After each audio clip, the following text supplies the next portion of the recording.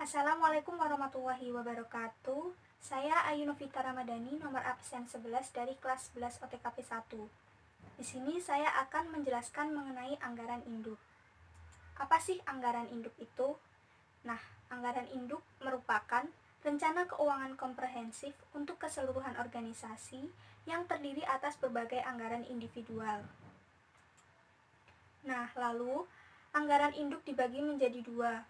Yang pertama, anggaran operasi, yakni menjelaskan aktivitas yang menghasilkan pendapatan untuk perusahaan seperti penjualan, produksi, dan persediaan barang. Anggaran operasi terdiri dari laporan laba rugi yang dianggarkan serta beberapa data pendukung. Nah, apa saja sih data pendukung dari anggaran operasi itu? Nah, yang pertama ada anggaran penjualan, yaitu suatu penentuan jumlah unit penjualan yang diperkirakan akan dijual di dalam suatu perusahaan atau periode yang akan datang.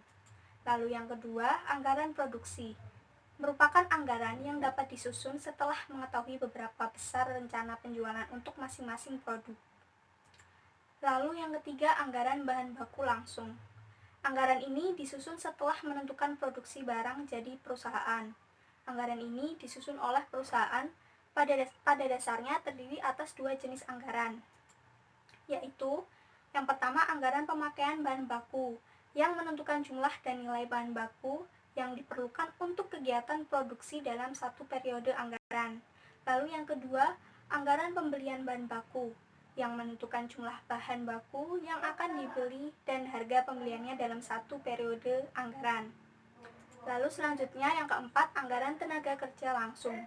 Biaya yang dikeluarkan untuk membayar upah tenaga kerja langsung akan dimasukkan ke biaya tenaga kerja langsung yang akan menjadi salah satu komponen dalam biaya produksi.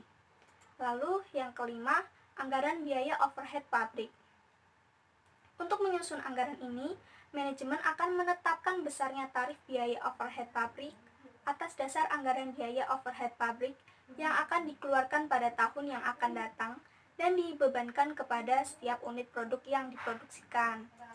Lalu yang keenam, anggaran persediaan. Nah, anggaran persediaan ini merupakan anggaran yang merencanakan secara terperinci beberapa nilai persediaan pada periode yang akan datang. Lalu anggaran yang terakhir yakni anggaran biaya non produksi, yaitu dalam anggaran ini biaya non produksi merupakan bagian dari biaya produksi, penjualan, distribusi, dan pelayanan atas produk. Lalu yang kedua, anggaran induk yang kedua yakni anggaran keuangan. Anggaran ini memuat rincian arus kas masuk dan keluar, laba rugi, dan neraca. Nah, apa sih anggaran kas, anggaran laba rugi, dan neraca?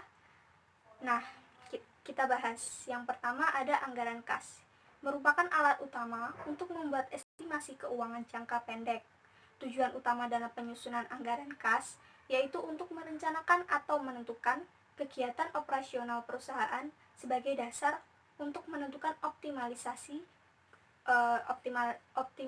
kas di masa yang akan datang. Lalu yang kedua, anggaran laba rugi, merupakan bagian dari laporan keuangan suatu perusahaan yang dihasilkan pada satu periode akuntansi yang menjabarkan unsur-unsur pendapatan dan beban perusahaan hingga menghasilkan suatu laba bersih. Lalu yang ketiga, anggaran neraca, merupakan laporan yang berisi harta, utang, dan modal perusahaan pada suatu saat tertentu. Nah, dari anggaran induk tadi, ada pula tipe-tipe anggaran yang lain. Yang pertama, shelling budget, yaitu tipe anggaran yang digunakan untuk tujuan-tujuan pengawasan. Lalu yang kedua, align item budget, yaitu tipe anggaran yang digunakan untuk mengawasi jenis-jenis pengeluaran dan juga jumlah totalnya. Lalu yang ketiga, performance and program budget, yakni tipe ini digunakan untuk memspesifikasi aktivitas-aktivitas atau program-program dengan cara memisahkan pengeluaran-pengeluaran berdasarkan fungsi.